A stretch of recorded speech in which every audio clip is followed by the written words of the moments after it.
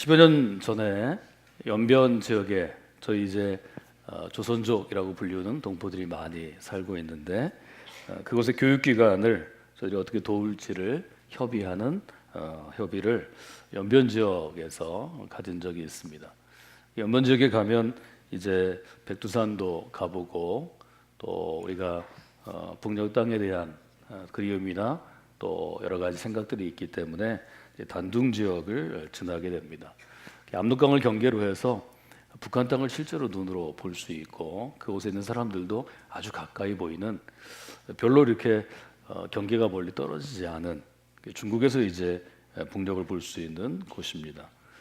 저희들이 같이 갔던 분들이 모두 마음 아팠던 것은 강 너머로 보이는 땅이 너무 짙은 회색이고 좀 푸르른 나무가 있고 또 살아있는 생명의 능력보다는 황폐하고 또 아쉽고 좀 낙심이 되고 좀 죽음의 기운이 느껴지는 그런 어두운 땅을 보면서 생각을 많이 했던 기억이 있습니다. 저는 그때 제 묵상 메모에 노트에 그렇게 적었습니다. 이 황폐한 땅을 살리는 길은 어떤 것인가? 과연 어떤 연유로든 물이 부족하고 양분이 부족하고 나무와 숲이 부족하고 살아있는 생명의 존재들이 부족해서 일어나는 황폐한 땅을 어떻게 살릴 것인가 하는 생각을 하면서 윤동주의 흔적이 남아있는 곳을 지나고 또 그곳에서 독립운동을 했던 분들이 함께 모였던 곳, 교육했던 곳들을 돌아보는 기억이 납니다. 지난 금요일부터 시작해서 저희 어린이 여름 캠프, 겨울 캠프를 시작으로 저희 다음 세대, 자녀 세대를 위한 사역들이 시작되고 있습니다. 금요일 저녁에도 부모님들을 초청해서 부모님들이 자기 자녀를 위해 기도하고 또 선생님들이 우리 아이들을 위해 기도하고 또 어제 저녁에도 이제 저녁에 집회를 하면서 기도하는 시간을 가지면서 저희 10대 유스 컨퍼런스와 똑같이 아이들을 위해서도 도전하고 또 부모들이 함께 기도하도록 우리가 함께 하는데요.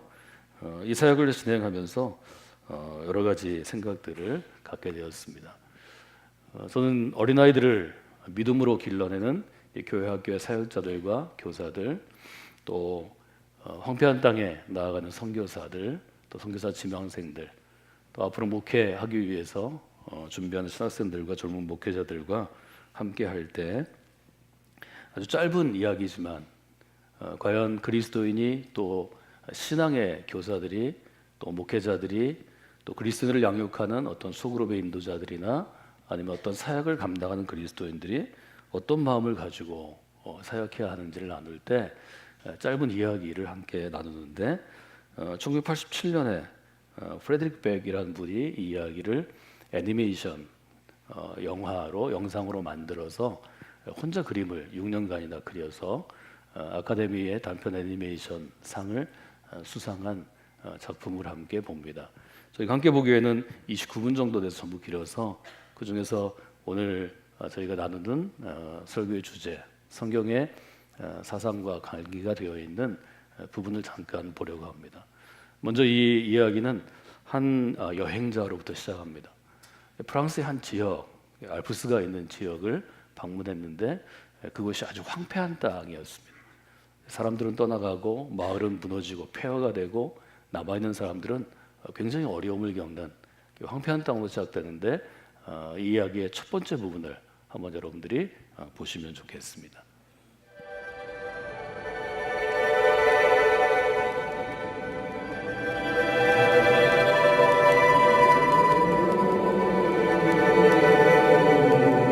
아주 오래전 난 사람들한테 잘 알려지지 않은 산길을 따라 여행을 떠났다. 그곳은 알프스의 높은 곳에 있는 오래된 마을로 아래로 내려가면 프로방스가 나왔다. 구름 한 점 없이 맑은 초여름 날씨였다. 그러나 버려진 이 산속 마을엔 바람이 사납게 쌩쌩 불고 있었다. 마을 사람들은 수출을 구워 먹고 살았다. 모두 가난했다. 여름이나 겨울이나 살을 내는 모진 추위는 견디기 힘든 것이었다. 착실하게 살던 이들도 끔찍한 현실 앞에 무너졌다. 여자들은 분노로 가득 차 있었다. 그들은 모든 것에 경쟁을 했다. 수출 파는 것에서 교회에 가는 일까지 좋은 일이든 나쁜 일이든 더 잘하기 위해 칭찬이든 비난이든 더 받기 위해 서로 끊임없이 싸웠다. 게다가 늘 바람이 불었다. 바람은 사람들의 정신을 갉아먹었다. 자살하는 사람들, 미쳐서 살인을 저지르는 이들이 전염병처럼 번졌다. 이야기 시작은 이제 황폐한 땅으로부터 시작합니다. 이제 배경 자체가 세계 대전이 일어났던 1910년대부터 시작해서 40년대 후반까지를 배경으로 하기 때문에 좀 어두움이 있고 불행이 있고 다툼이 있고 낙심이 또 죽음이 있어서 황폐해진 땅을 한 여행자가 여행하는 것부터 시작하는데 이 황폐해진 땅에서 이제 한 사람을 만나게 됩니다. 이 사람을 만나는 것부터가 이제 얘기의 시작이고 결국은 전후 유럽 세계대전 이후에 유럽이 황폐해졌는데 이 황폐해진 유럽을 어떻게 조금 더 사람이 살 수 있는 곳으로 바꿀 수 있는가 하는 일종의 문제 의식을 가지고 쓴 아주 짧은 글인데요. 단편 소설이기도 하지만 사실은 동화 같기도 하기 때문에 프레드리크 백이라는 분이 혼자 5년 6개월 동안 우리가 학교에서 학교 다닐 때 썼던 불투명 셀로판지 같은 곳에 컬러 연필로 파라핀으로 된 컬러 연필로 이제 이것을 스스로 그렸다고 그러고요. 또 이분이 그리면서 지금 저 필름이 오래돼서 아주 선명하지 않은데 굉장히 그 당시에는 1980년대에는 조금 더 감동적이고 앞서간 모습을 그의 붓터치에서 이렇게 볼 수 있습니다. 그래서 한번 여러분들이 이 영상을 한번 보시면 좋겠고요. 이 여행자가 알프스 어느 기슭에서 한 사람을 만나는 것으로부터 이 이야기가 시작됩니다. 그래서 어떤 사람을 만나는지 이 부분도 영상으로 여러분들이 함께 보시면 좋겠습니다. 그때 저 멀리서 뭔가가 눈에 들어왔다. 거무스름한 게 마치 나무 그루터기인 것 같았다. 양치기였다. 곁에는 30마리쯤 되는 양들이 마른 풀 위에서 쉬고 있었다. 양치기는 조그마한 자루를 가져오더니 도토리를 한가득 쏟아놨다. 그는 그걸 하나하나 꼼꼼하게 살피면서 좋은 도토리와 나쁜 도토리를 가려내기 시작했다. 쓸만한 도토리가 웬만큼 모이자 그는 그걸 10개씩 나눴다. 그러면서 다시 그 도토리들을 눈앞에 들어 살펴보면서 너무 작거나 흠이 난 것들을 또 가려냈다. 목적지에 다다르자 그는 쇠지팡이로 땅을 꾹꾹 찔렀다. 구멍이 파이자 도토리를 넣곤 다시 구멍을 메웠다.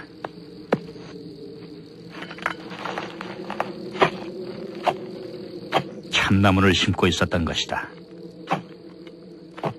난 그의 땅이냐고 물었다. 아니라고 했다. 주인을 아느냐고 물었다. 모른다고 했다. 그는 도토리 배가를 하나하나 정성스럽게 심어 나갔다. 아무래도 내가 끈질기게 물었었나 보다. 그가 대답해 주었다. 지난 3년간 그는 이 아무도 살지 않는 땅에 나무를 심어왔다고 했다. 10만 그루를 심었다고 했다. 그 10만 그루 중에서 2만 그루가 싹을 틔웠다. 하지만 그 2만 그루 중 절반은 다람쥐에게 갉혀먹히거나 프로방스 특유의 환경 때문에 잃게 될 거라고 했다. 그렇다면 앞으로 1만 그루의 참나무들이 자라나게 될 것이었다. 그 황무지에서 말이다. 그 양치기의 이름은 엘제아르 부피에였다.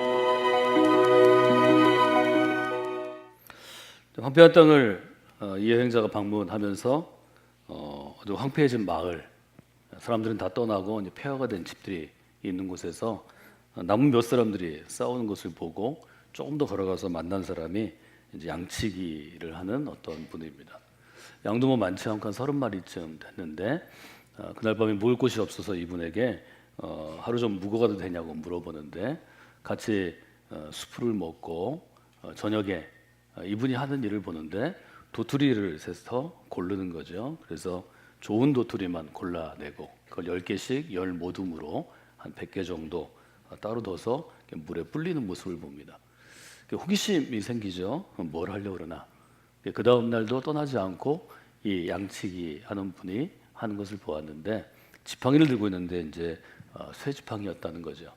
그래서 땅을 좀 지팡이로 이렇게 누르면 씨를 심을 만큼의 도토리가 들어갈 만큼의 공간이 생기고 그곳에 양을 치는 그 하루에 100개를 10개씩 나누어서 또 골라내서 심는 것을 이제 보게 됩니다. 그리고 물어보죠. 이게 무엇을 하는 것이냐고 물어보니까 하루에 100개씩 1년 내내. 그럼 뭐 우리가 365일 하면 3,650개쯤 되겠죠. 그렇게 3년 하면 10만 8천 개가 좀 넘어가는데 하여튼 10만 개라고 본다면 3년 동안 매일 이렇게 도토리를 100개씩 골라내서 양을 치며 돌아다니는 곳마다 심었는데 거기에서 뭐 다 자라나는 건 아니죠. 싹이 트고 자라난 것이 2만 그루쯤 되고 그 중에 또 자라나면서 죽게 되고 1만 그루 정도는 남았다. 그런 이야기를 듣게 됩니다. 누구나 호기심이 생기겠죠. 과연 그러면 이 황폐해진 땅, 황폐해진 이 산에 어떤 일이 일어날까?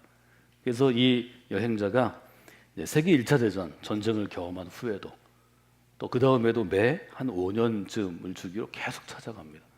1948년까지 찾아가는 것이 이 간단한 이야기의 일종의 내용입니다. 너무 간단하죠. 그래서 그냥 자기가 보기에는 그냥 아주 하찮은 그냥 평범하고 변변치 않은 한 사람이 하루에 100개씩 도토리를 골라내서 심었을 때 어떤 일이 일어나는가를 이 나레이터, 이 이야기의 관찰자는 기록하는 거고요. 그렇게 이야기는 간단하게 끝납니다. 전쟁을 경험하고 1차 세계대전을 배경으로 해서 갔을 때 그 황량한 곳에 갔을 때 회색빛의 융단을 보게 됩니다. 그전에는 황량한 먼지 나는 땅이고 물도 없고 새도 없고 사람도 없는 곳이었는데 회색빛의 융단이 보이고 가보니까 이 양치기에는 양은 없고 4마리가 남아있는데 벌통을 치고 있고 그가 심었던 곳이 조그만 숲이 되었습니다. 책은 그렇게 표현해요.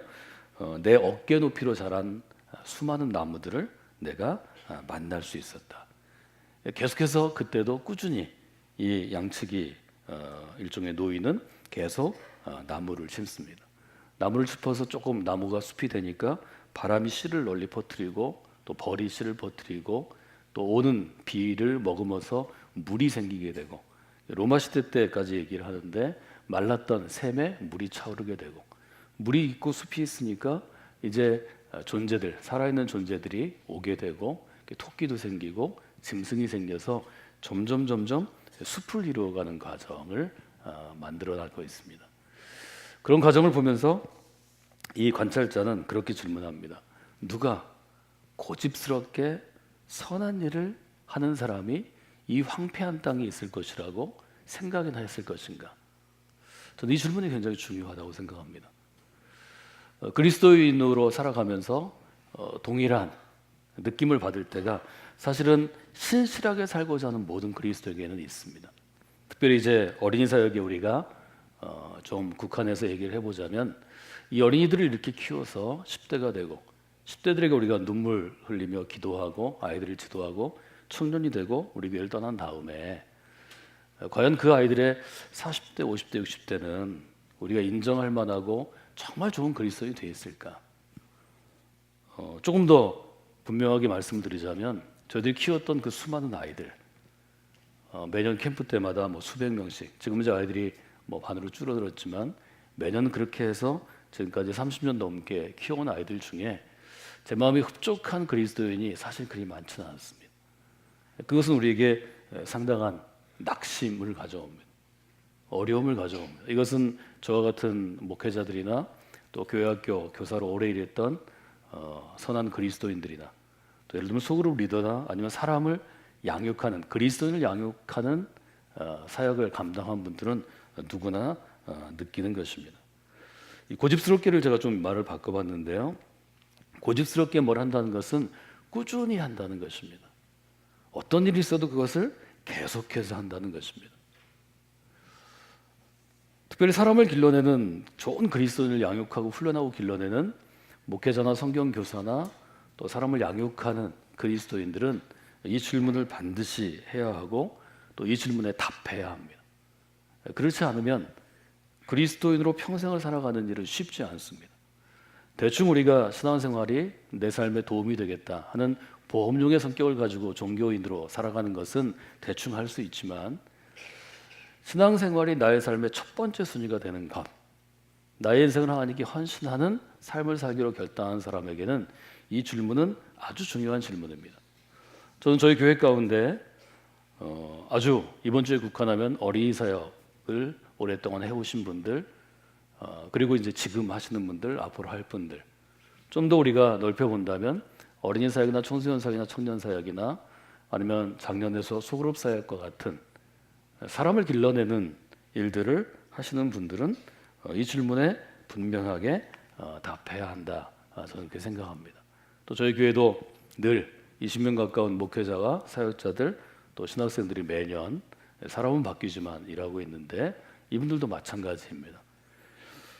저는 지난 주에 씨앗을 심는 일이 새해 할 일이다 라는 말씀을 시편과 더불어 전해드리면서, 씨앗을 심는 사람의 태도 중에 제일 중요한 것은 매년 새해가 되면, 봄이 되면 낙심하지 않고 씨앗을 심는 일이라고 말씀드렸습니다. 바울도 똑같은 문제에 직면했습니다. 뭘 고집스럽게 한다는 것은 계속해서 그 일을 매년 봄이 되면 하는 일이고, 혹은 여기에 있는 엘자르 비피에라는 한 인물처럼 매일 도토리를 심는 일입니다. 이 일을 꾸준히 계속해서 해야 된다는 거죠. 바울은 그렇게 얘기합니다. 우리가 선을 행합니다. 그러나 낙심하지 말아야 합니다. 낙심하지 않고 계속해서 이 일을 고집스럽게 행하면 때가 되면 반드시 이룰 것이기 때문입니다. 우리가 이 마음을 잃는다면 소위 말해서 복음 사역, 하나님의 사역을 하는 일은 불가능해집니다. 누구도 목회자에서 오래 견딜 수 없습니다. 어린이를 기르는 교사를 하면서 오래 할 수 없습니다. 속회라는 소그룹에서 한 영혼을 보듬으면서 오래 할 수 없습니다. 새가족을 만난 새가족 사역을 하면서 낙심해서 오래 하지 않습니다. 제가 목회자로서 하는 제일 큰 일은 이런 일을 하다 낙심한 그리스도인들에게 낙심하지 않도록 사실은 권면하고 위로하고 동기를 부여하고 힘을 주는 것입니다. 그러나 매년 탈락자가 생깁니다. 그때마다 얼마나 고통스럽고 마음이 아픈지 모르겠습니다. 그러나 그럼에도 불구하고 누군가는 그 일을 하다 탈락해도, 주저앉아도, 돌아서 나가도, 공동체를 떠나도 우리는 새해 또 그 일을 해야 합니다. 새해는 그런 결심을 우리가 하는 날이라고 생각합니다. 책에서 이 작가의 이야기지만 이 작가는 여행자의 마음을 이렇게 얘기합니다. 그는 꾸준히 나무를 심고 있었다. 그는 수없는 절망감과 싸웠을 것이다. 저는 리더십에 대해서 특별히 바울이 어떤 그리스도인 리더였는가를 얘기할 때, 리더는 곧 리더의 무게를 지는 것이고 그것은 수없는 절망감과 내적으로 대면하는 것입니다. 그래서 바울은 스스로에게 아마 이렇게 경계했을 것입니다. 내가 지금 행하는 이 선한 일을 하다가 내가 오늘 낙심했지만, 그러나 내일 아침이 되면 나는 포기하지는 않겠다. 내가 포기하지만 않으면 때가 이르면 주님의 때, 그리스도의 때, 하나님의 때 그분께서 이루실 것이기 때문이다. 이것은 여러분이 반드시 경험하고 넘어서야 하는 신앙의 한 고비 같은 것입니다. 새해 혹시 여러분이 이런 문제로 낙심해 있거나 어렵거나 마음에 여러 가지 생각이 있다면, 즉 갈등이 있다면 그것을 넘어서는 분들이 되시기를 주님의 이름으로 축원해 드립니다. 이야기의 끝은 황폐한 땅이 아름다운 숲을 이루는 거죠. 숲을 이루는 것은 이미지이기 때문에 이 영상의 마지막 장면을 여러분들이 한 번 더 보시면 좋겠습니다. 마지막 부분을 한번 볼까요? 난 옛날엔 황무지였던 그곳을 다시 찾아 나섰다.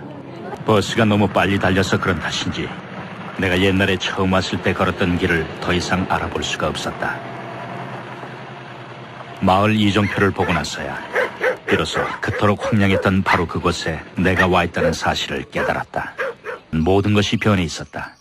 공기부터 달랐다. 그처럼 모질게 쌩쌩 불어대던 바람 대신 향기롭고 부드러운 산들바람이 날 맞았다. 1913년에 보았던 무너진 직터 위엔 이제 깨끗한 농가들이 사이좋게 들어서 있었다. 모두들 행복하고 만족한 모습이었다.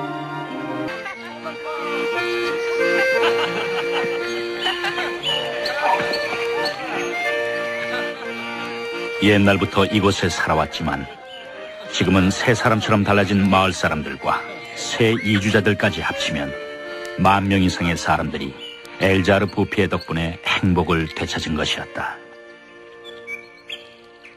자신의 영혼과 몸 밖에는 아무것도 없었던 한 남자가 그 황량했던 대지를 이런 약속의 땅으로 바꾸어 놓은 걸 생각하면 그의 인생은 너무나도 멋진 것이었다.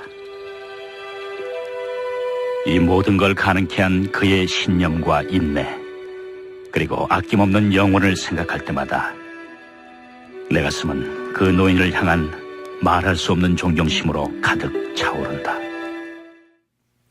마지막은 이제 숲이 이루어지는 거죠. 여기까지 가는 과정 가운데 여러 가지 일들이 있는데 숲이 웬만큼 이루어지니까 정부에서 관심을 갖습니다.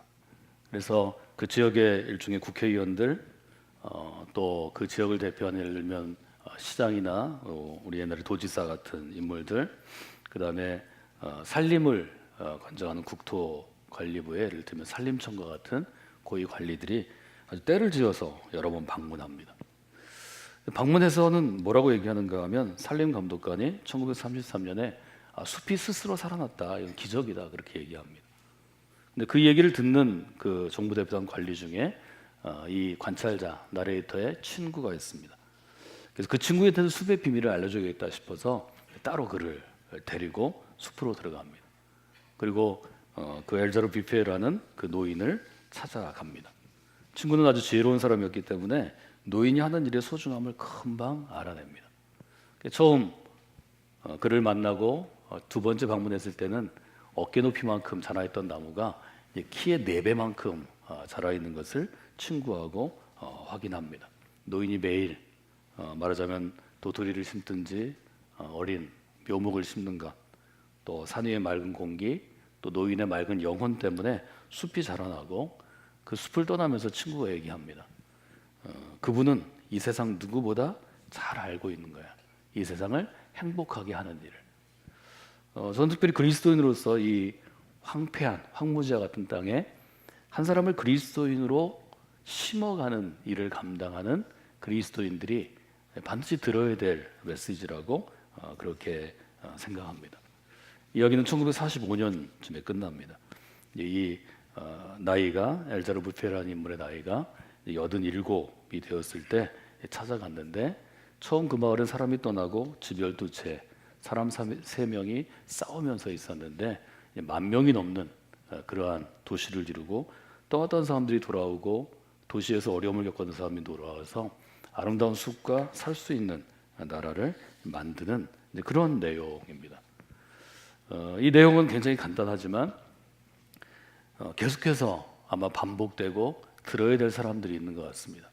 작년에도 제가 정기적으로 서점에 나가서 새로 나온 책들을 쭉 스크리닝하는데 이 똑같은 이야기를 누가 다시 번역해서 새롭게 출판이 된 책과 거기에 있는 그림, 판화 그림을 보게 되고 굉장히 반가웠던 기억이 있습니다. 사랑하는 여러분, 신앙생활은 어떤 것인가요? 우리가 어린이 캠프를 이제 오늘까지 계속하고 있는데 어린 자녀들을 볼 때 하나님은 어떤 마음이 있을까? 여러분 잘 아시는 시편 128편은 가정에 대해서 우리가 얘기할 때 자주 인용하는 구절입니다. 128편 3절에 굉장히 중요한 이야기가 있죠.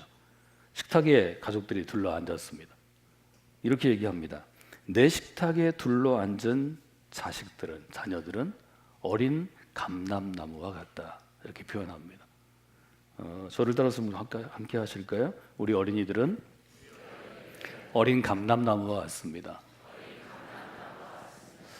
이제 감람나무를 어리다 이렇게 일종의 의인화해서 사람처럼 표현했지만 정확하게 번역하면 감람나무의 햇순, 모묘과 같습니다. 그렇게 할 수 있죠. 아주 어린 감람나무는 감람나무 묘목이죠. 우리가 나무를 심을 때는 씨를 직접 심지 않고 조금 더 모판에서 자라나는 것처럼 묘목을 키워서 묘목을 저들이 식목일에 가져다 심죠. 어린 자녀를 어린 감람나무처럼 표현한 거죠. 이렇게 표현한 데는 일종의 시인이 자라온 이스라엘의 전통이 있습니다. 이제 그리스도인들을 매일 저는 만나면서 사는 기쁨과 축복 가운데 사는데요.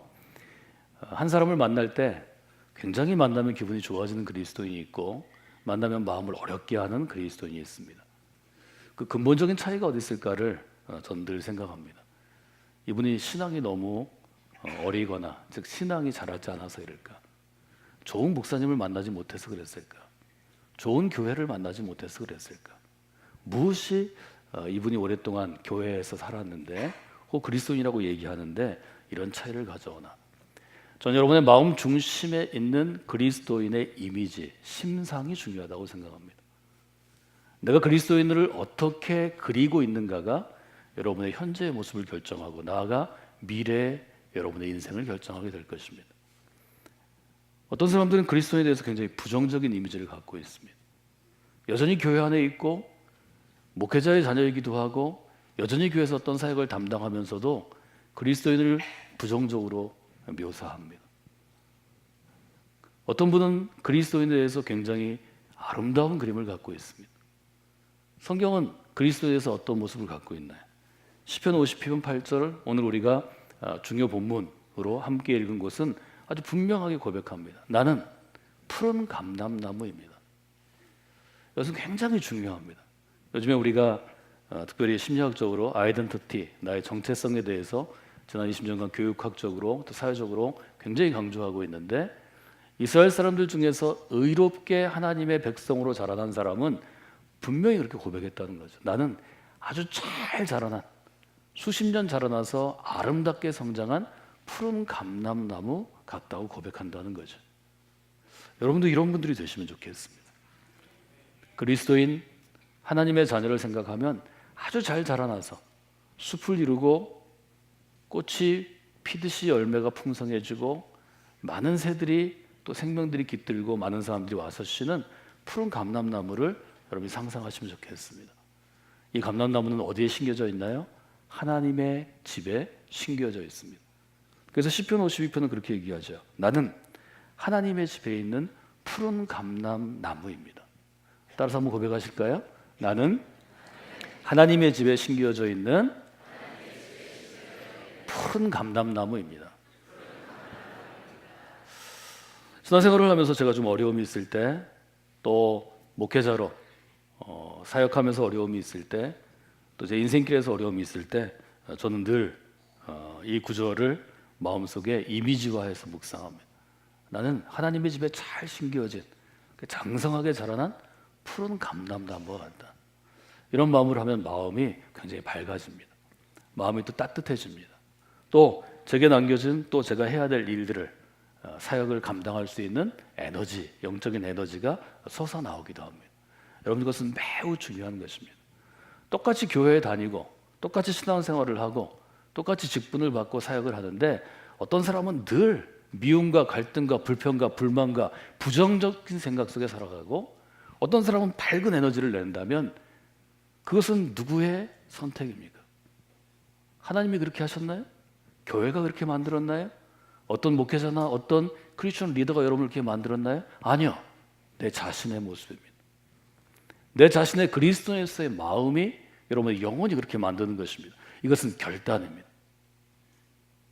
어둡고 부정적인 것들을 버리고 밝고 아름다운 편에 서십시오.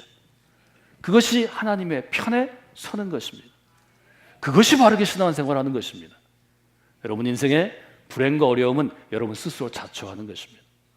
인생의 복과 아름다움은 하나님이 주신 것이기 때문에 누리면 이루어지는 것입니다. 그것이 축복입니다. 누가 주는 것이 아닙니다. 이미 하나님이 주신 것입니다. 그것을 누리는 것이 나의 일인 것입니다. 내가 복을 받으려고 선택하는 게 아닙니다.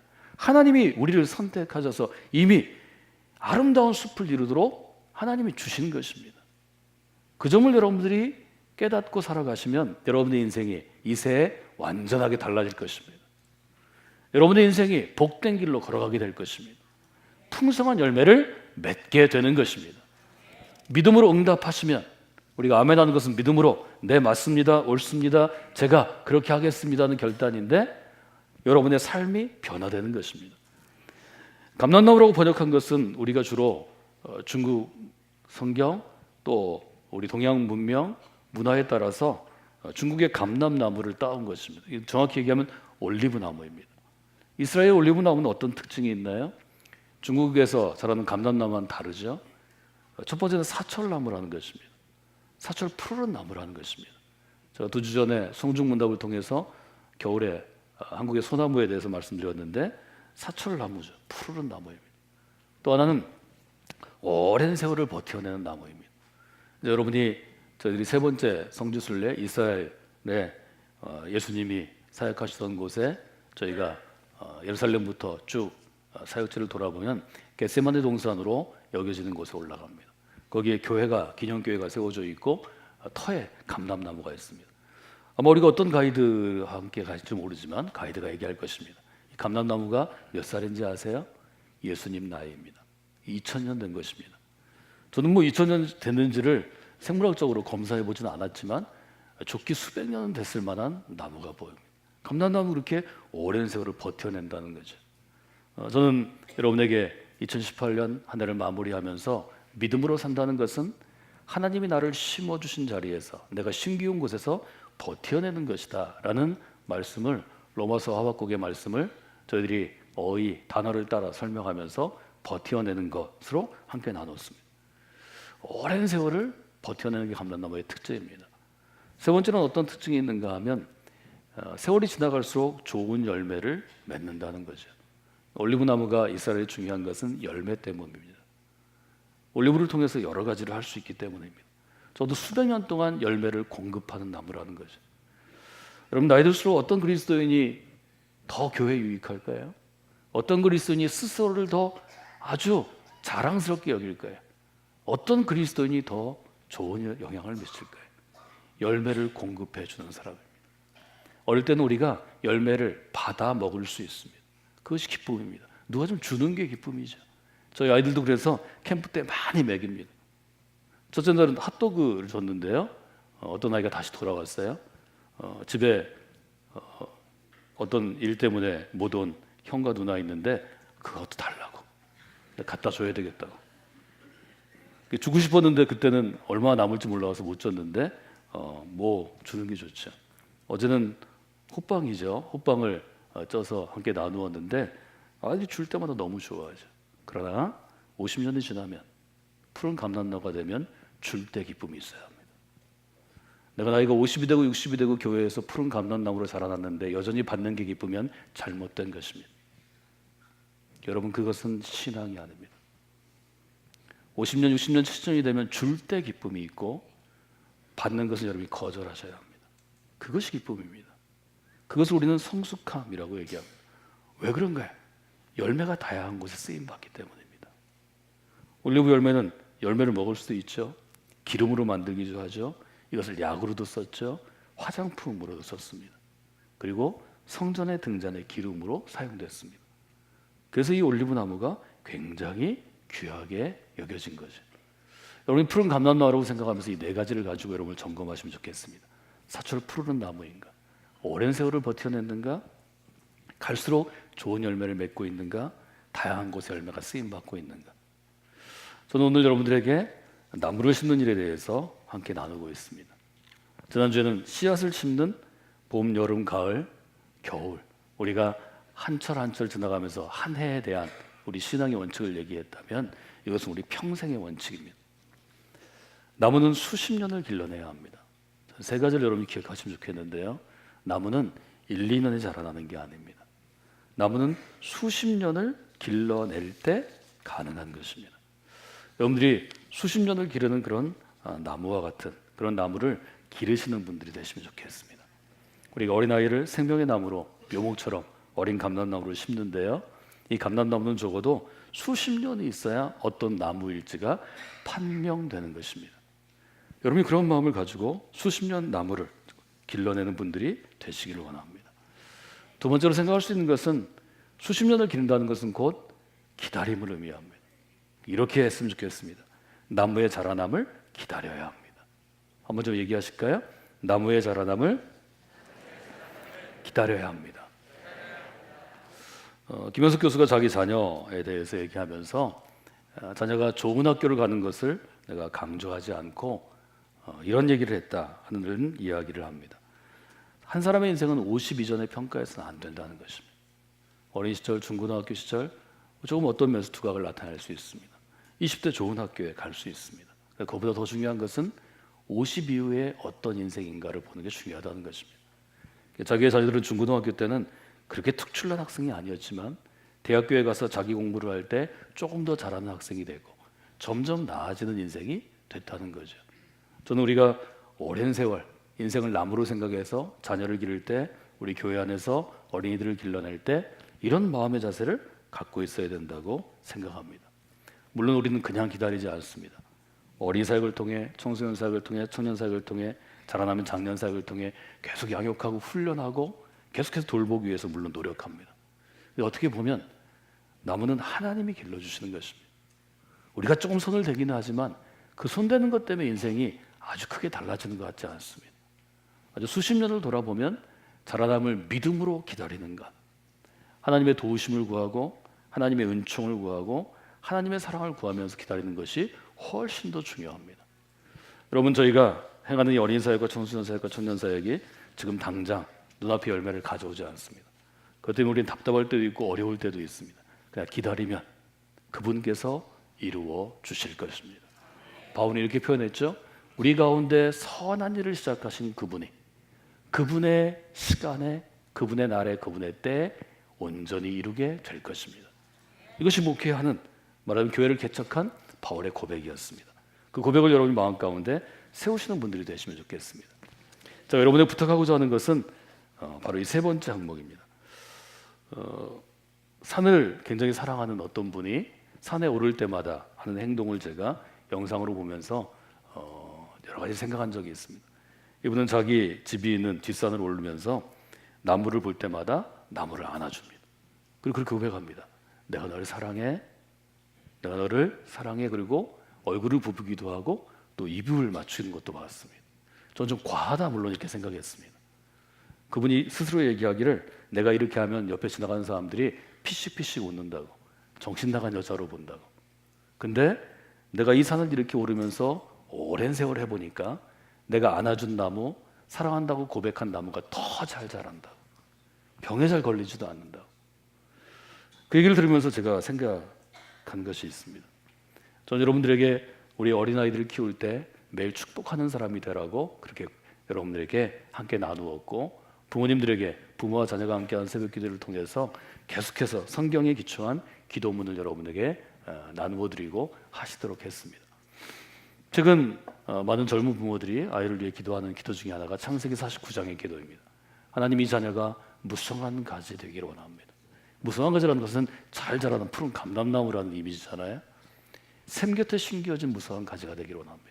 그 가지가 담을 뻗어나가기를 원합니다. 세계를 품은 탁월한 크리스천으로 길러내는 성광교회라는 우리 신앙 훈련의 목표, 타깃을 놓고 제가 이 창세기로 계속해서 여러분에게 도전하고 있습니다. 여러분, 기도할 때마다 하나님 우리 교회 보내주신 어린아이들이 무성한 가지로 자라나기를 원합니다. 생곁에 심긴 무성한 가지로 자라나기를 원합니다. 그 가지가 담을 뻗어 넘어가기를 원합니다. 이렇게 기도하셔야 합니다. 그리고 여러분의 기도를 받고 자라는 아이들이 그 인생을 살아갈 줄로 믿습니다. 부모의 기도 트랙 위에, 기도길 위에 자녀의 인생이 펼쳐지는 것입니다. 저도 여러분에게, 여러분의 자녀들을 위해서, 특별히 여러분의 손주들을 위해서 민수기 6장 이스라엘 향한 제사장의 축복의 기도를 매일 하시도록 제가 권면해 드렸습니다. 이스라엘을 향해서 제사장은 기도한다는 거죠. 하나님, 이 귀한 자녀들에게 복을 주시기를 원합니다. 지켜주시기를 원합니다. 은혜 주시기를 원합니다. 평화, 평강 주시기를 원합니다. 우리 자녀들을 위해 그렇게 기도하셔야 합니다. 우리 교회 여러분들이 잘 모르는 아이들은 이름을 물어보시고 그 아이가 기쁘게 응답하든지 아니면 돌아서 가든지 잠깐 멈춰서 기도하십시오. 하나님, 저와 지금 인사한 이 어린아이를 축복합니다. 이 인생에 복 주시기를 원합니다. 지켜주시기를 원합니다. 은혜 주시기를 원합니다. 평화 주시기를 원합니다. 여러분이 기도하실 때 그 기도를 하나님께서 이루어 주실 것입니다. 저는 여러 기도의 제목으로 여러분에게 도전해 왔습니다. 저는 보전하여 주소서, 이 기도도 반드시 부모가 해야 된다고 말씀드렸습니다. 요한복음 17장에 예수님께서 제자들을 세상으로 보내면서 세상의 악함으로부터 이 제자들을 보전하여 주시옵소서. 정말 좋은 기도의 제목입니다. 저는 또 여러분에게 성숙함에 이르게 하소서라는 기도도 아끼지 말아야 한다고 말씀드렸습니다. 우리에게 하나님께서 믿음 주신 것은 성도를 온전케 하고 봉사일을 하게 해서 그리스도의 몸을 세우게 하시려는 것입니다. 이것을 우리가 온전함 혹은 성숙함이라고 부릅니다. 성숙함에 이르게 해 주시옵소서. 저는 또 저희 교회에서 자라는 아이들이 무엇보다 그리스도의 정신, 십자가의 정신이 살아있는 신앙으로 자라나도록 여러분이 도전했습니다. 여러분께서 가장 동의하실 수 있고 가장 마음에 감동이 있고 여러분이 추구하는 신앙의 컬러와 맞는 기도의 제목을 몇 가지 가지고 여러분들이 끊임없이 꾸준히 고집스럽게 기도하셔야 합니다. 그리하면 하나님께서 우리가 심어놓은 이 어린 생명나무, 어린 감람나무를 통하여 푸른 감람나무로 자라게 하실 것입니다. 오늘 저는 여러분하고 이 설교를 위해서 마무리 기도하면서 한 찬송과 함께 기도하기를 원합니다. 제가 사람을 기르는 일을 할 때 또 그 일 가운데 어떤 어려움이나 낙심이 있어서 제가 멈추어 섰을 때 한 식구를 늘 생각합니다. 이런 식구입니다. 내가 심은 어린 나무가 이제는 나보다 훌쩍 더 커서 나를 내려다보고 있네 라는 식구입니다. 이앤순의 책에 인용하고 있는데요. 저는 이 식구를 여러분이 기억하시면 좋겠습니다. 성원교회는 계속해서 지난 38년 동안 세계를 품은 탁월한 크리스천을 꿈꾸면서 어린 감람나무들을 심어왔습니다.